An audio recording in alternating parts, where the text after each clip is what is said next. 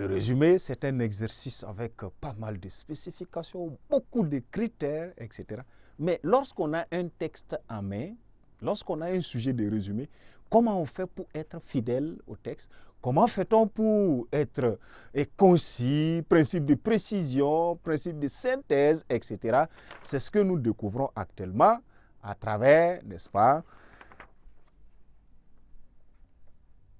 Nous étions dans la première phase, à travers n'est-ce pas, point 2, les phases préparatoires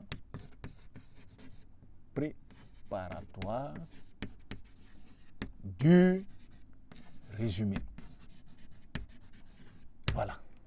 Ici, c'est le fonctionnement du résumé. Vous voyez que tout ce qui est dit au préalable ne vous prédispose pas à pouvoir faire un bon résumé. Être simple ou, disons, être concis, être précis, justement, peut-être qu'on sait le faire, mais sur un texte, comment on fait pour être concis, pour être précis? Comment on fait pour être fidèle à l'ordre des idées d'un texte, à un auteur, à son système d'énonciation, etc. C'est ce que nous découvrons, n'est-ce pas, dans ce que je vais appeler les phases préparatoires du résumé. Pour préparer votre résumé, produire votre résumé, voilà un certain nombre d'étapes sont nécessaires à parcourir. Il reste une certaine distance à parcourir pour pouvoir, n'est-ce pas, parvenir à un résumé final objectif, bon, ou on va dire efficient, n'est-ce pas, intéressant à noter. Et cela passe par un regroupement. Nous allons regrouper ça en deux essentielles phases. Et pour des aspects de mémoire, pour ne pas oublier cela, nous allons dire que, n'est-ce pas, le résumé passe par, c'est-à-dire un bon résumé, la production d'un bon résumé, n'est-ce pas, le résumé, voilà, on va dire passe par deux grandes étapes,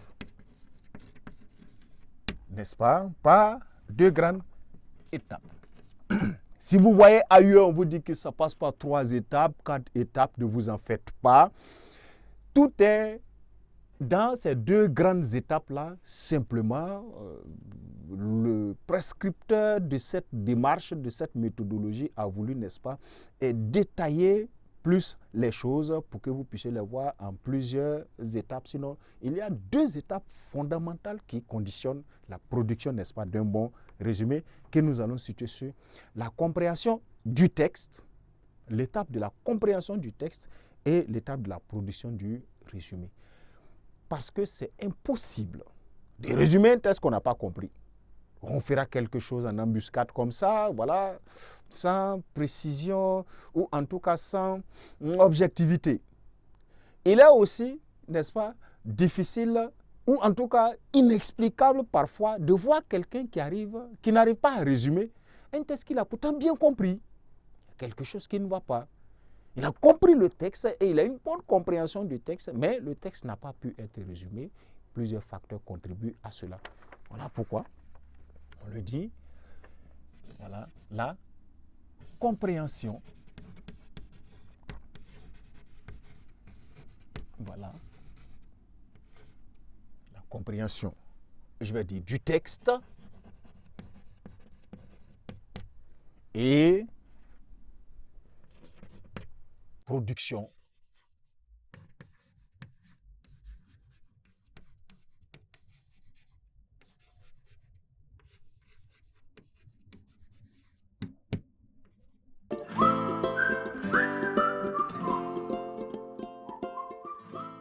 Ces 2 étapes sont fondamentales, n'est-ce pas?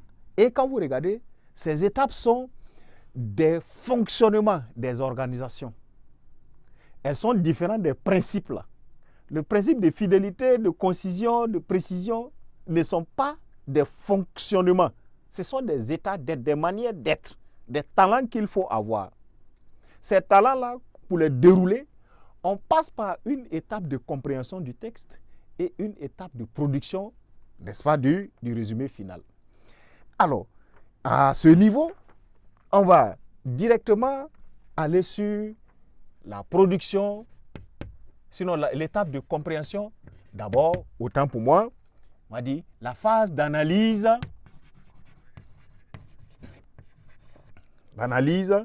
compréhension,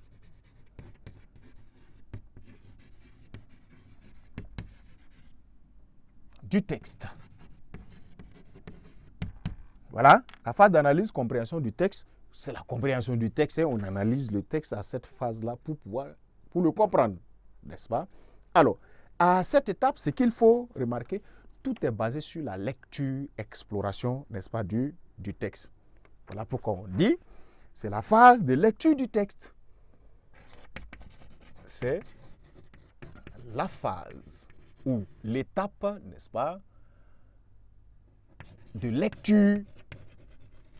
Et je mettrai lecture au pluriel ici, d'accord, sans pour autant dire la phase des lectures, mais je vais mettre au pluriel lecture pour que vous puissiez comprendre un fait de lecture du texte. Une évidence reste posée. Je ne suis pas sûr qu'il y ait un professeur qui puisse vous dire le nombre exact de fois qu'il faut lire un texte pour le comprendre. La lecture d'un texte, une bonne lecture d'un texte, c'est une lecture qui est respectueuse de la ponctuation, voilà, l'énonciation dans le texte, le style d'écriture du texte. Quand il y a un point, on s'arrête. Lorsqu'il y a une virgule, on marque une petite pause et on continue. Et on n'écrase pas les mots, on ne saute pas les lignes, on ne lit pas un texte entrecoupé. Pendant qu'on lit une notification au téléphone, vient tirer votre attention vers l'autre côté. Lorsque vous revenez, vous cherchez d'abord la dernière ligne sur laquelle on était avant de continuer. Bref, la lecture est tout un art. Si vous lisez très bien un texte avec concentration, tout le plongeon nécessaire de l'âme dans le texte, peut-être au bout de la deuxième, la troisième ou la quatrième lecture, vous l'avez suffisamment compris, on va dire que vos lectures se limitent à 3 à 4. Si quelqu'un a besoin de lire une seule fois un texte et de le comprendre, on déduira que sa lecture, compréhension passe par 4 et une seule lecture et c'est compris, ainsi de suite. Mais pour l'essentiel, c'est la phase de lecture, compréhension du texte. Et la lecture, on va se donner peut-être des pistes.